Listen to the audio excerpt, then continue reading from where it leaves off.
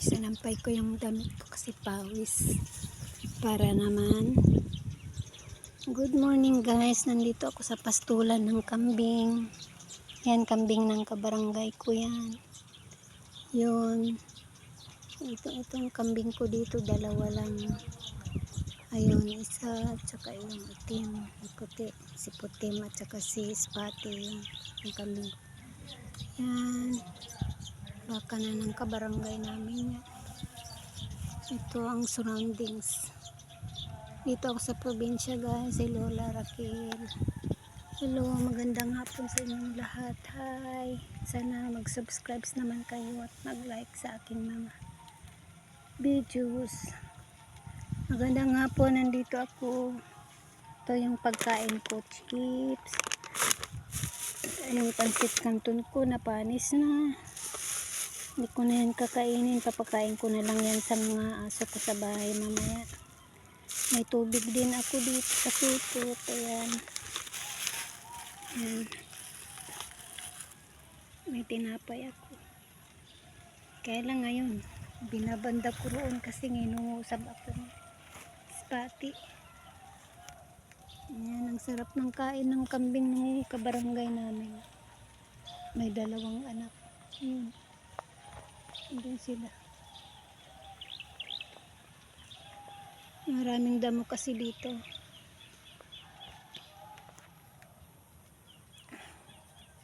Nahirapan akong huminga. Kaya lang pinipilit ko pa rin magpasto. Kabarangay. Mga apo. Ayan, maraming puno dito guys. Ayan. Ayan, mga puno. Ayan, may bahay dyan o dyan sa kabarangay namin. Tsaka doon. Ayun naman banda roon. Maingay doon. May mga nagbubulangan. Hindi ako kasali sa bulangan. Hindi ako marunong magbulang. Wala akong perang ibubulang. Sarap lang ng hangin dito guys sa probinsya. Yung dyan, bandar yan. Yan yung dagat ng Aurora yan. Dyan sa bandar yan. Dagat na yan dyan guys. Sa bandang Pacific Ocean na yan guys. Yung dyan nalunod yung kabarangay namin dito. Yung taga doon.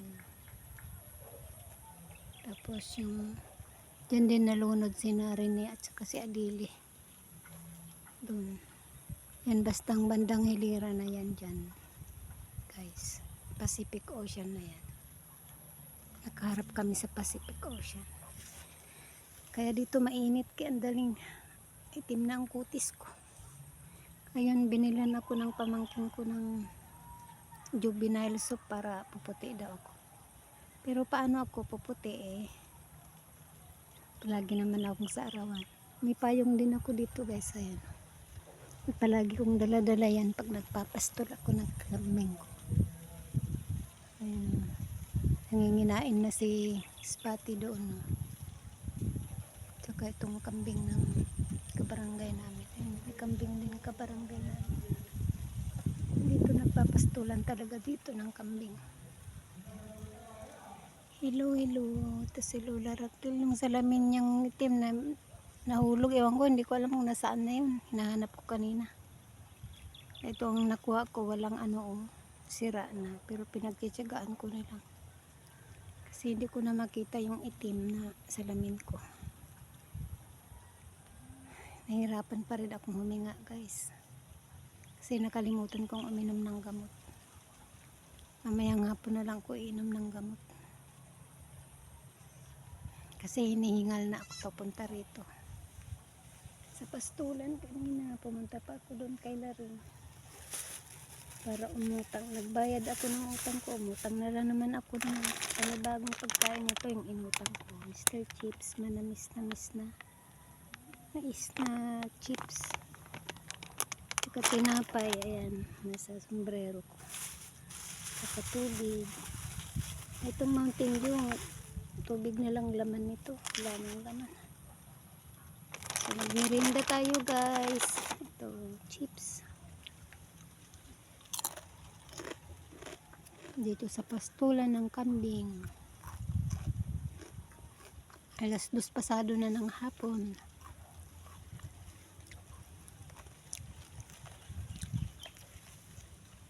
Maganda tayo ng istikit. Chichirya.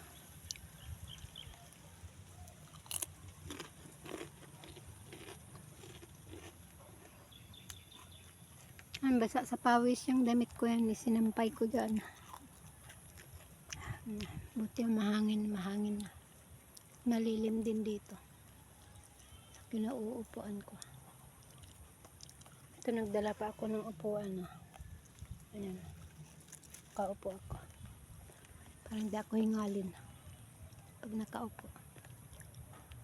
Ayun, may kabarangay kami na nagpapastol din siya. Ayun. Pinastol din yung mga kambing nila. Ganyan yung iba dito nagpapastol, iniiwan lang dito. Hindi ko pwedeng iwanan yan si Putim. Si bata pa. Nanakawin yan pag iniwan ko dito sa kaawayan ng kambing na yan. Kaya binabantayan ko palagi. Ito nangingitim na ako. Papaarawan lagi.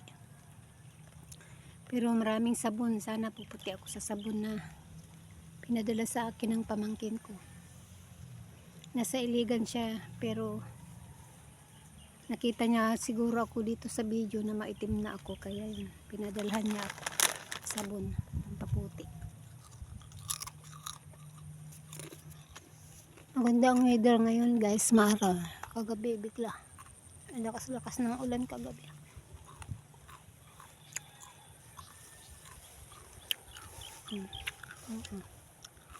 Araw ay yung araw. Katago sa lilim ko. Yan yung dabaon ko. Diyan ako nakaupo. Ito ang buhay ni Lola Raquel. Nagpapastol ng kambing. Babantay. May mga ang cute ng anak ng kambing ng kabarangay namin. Ayun, dalawa. Ayun, dalawa. Yung sa akin naman yun yung nasa gitna. Ispati. Yun yung kabarangay din namin dun. Yung dalawang yun, kambing ng pinsan ko yun. Sa akin na yan si Ispati at saka si Putim. Yan si Putim. Yan ang kambing ko. Dalawa. Yun baka yun ang kabarangay namin. Meron din dun baka. Maraming kambing dun na papastol dito guys. Kasi doon sa kalsada hindi na ako nagpapastol doon. Sawa na tong dalawa doon sa may gilid ng kalsada, kaya nilipat ko na sila rito. Kaya nanonood ako ng video na nila Rene, yung mother niya, tsaka yung pamilya niya. Nanonood ako kanina, yung taupo, tsaka yung discussion ng kapatid ni Rene doon sa burol ni Rene sa Talakugon tsaka sa Davao. Pag napapaharap ako dyan guys, naalala ko sila Adele at saka si Rene dyan sa harapan na yan. Dyan sila nalunod na dagat. Dagat na yan guys.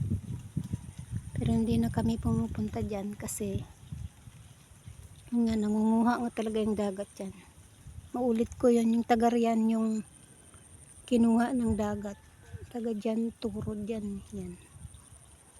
Yung isang anak niya doon na kuha ng dagat. Nilamon ng dagat. Isang gabi natulog doon siya.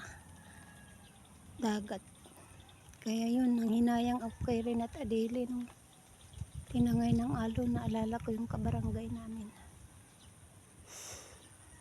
Naghihinagpis ako na nabalitaan ko yung nangyari dyan, lalo na pagbukas ko sa Facebook at YouTube palagi si Rene at si Adele. Kaya ingat na ingat kaming taga rito na wag pumunta dyan sa dagat na yan sa harapan namin sa Pacific, kasi talaga nangunguha talaga yan guys. Kala mong mababaw na, mamaya nandyan na yung malaking alon, kukuha na sa'yo, kasama na si Awiwi. Pag Kikita ko yung side na yan, Pacific Ocean na yan.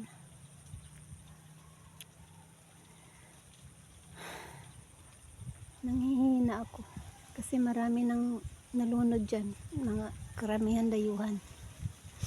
Hindi lang taga rito ang kinakain ng dagat na yan na tao, nilalamon na mamatay. Kaya lahat sana naman mga dayuhan makipag-coordinate kayo sa tourism namin din sa bayan para mabigyan kayo ng protection, ma-guide kayo para hindi kayo malunod, mabigyan kayo ng life vest. Kasi nakita ko doon sa drone footage nila rin wala silang life vest, silang dalawa na nalunod.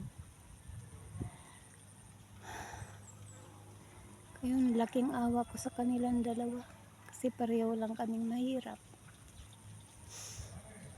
na nagsusumikap sana sila sa buhay nila na magbasketball para umangat, pero nilamon naman sila pareho ng dagat. Kaya nakakalungkot, nalulungkot ako sa panahon napapanood ko sila sa reels, sa TikTok, sa Facebook, sa YouTube, sa channel ko dumadaan sila.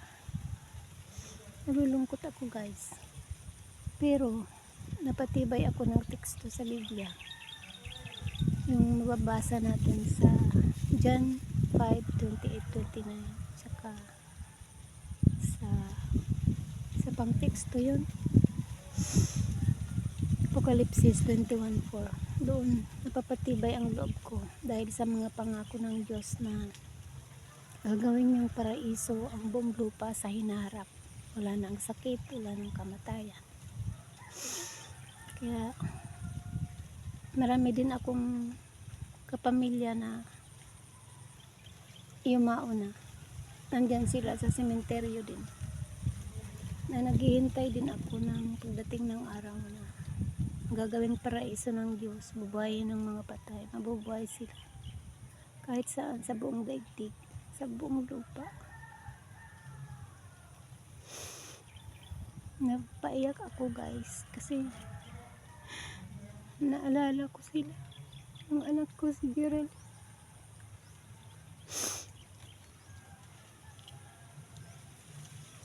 Pero napapatibay ako sa teksto na yun, sa dalawang teksto na yun, saka sa mga pangako ng Diyos na yun.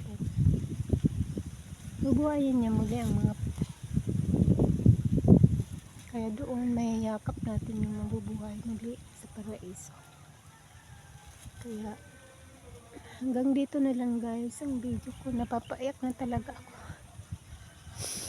pero maligaya naman sa paraiso. Nandun din si Rene doon, kasi Adele, mabubuhay din sila doon kasi nakalagay doon lahat ng mga patay, mabubuhay ng Panginoong Jesus. Bye guys, see you in the next video. See you in the next video.